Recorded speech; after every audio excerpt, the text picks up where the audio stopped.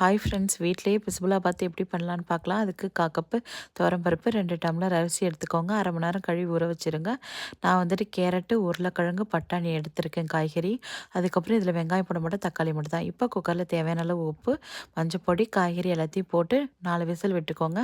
நான் 2 டம்ளர் அரிசிக்கு வந்துட்டு 5 டம்ளர் தண்ணி விட்டுருக்கேன். இப்போ ஒரு பேனில் தனியா, வெந்தயம், மிளகு, ஜீரகம், கடலப்பருப்பு, பட்டை, லவங்கம், 2 பட்டை மிளகா, துருவன தேங்காய், அதுக்கப்புறம் உளுந்தம்பருப்பு, கசகசா, எள்ளு எல்லாத்தையும் போட்டு அரைச்சி வச்சுக்கோங்க. இப்போ ஒரு பேனில் வந்துட்டு நெய்யை விட்டு முந்திரி பருப்பு, கடுகு, கருவேப்பிலை, பட்டை மிளகா, அதுக்கப்புறம் வந்துட்டு பெருங்காய பொடி போட்டு வச்சுக்கோங்க. இப்போ சாதம் நல்லா வெந்துட்டு இதில் வந்துட்டு புளி தண்ணியை கரைசலை ஊற்றிக்கோங்க.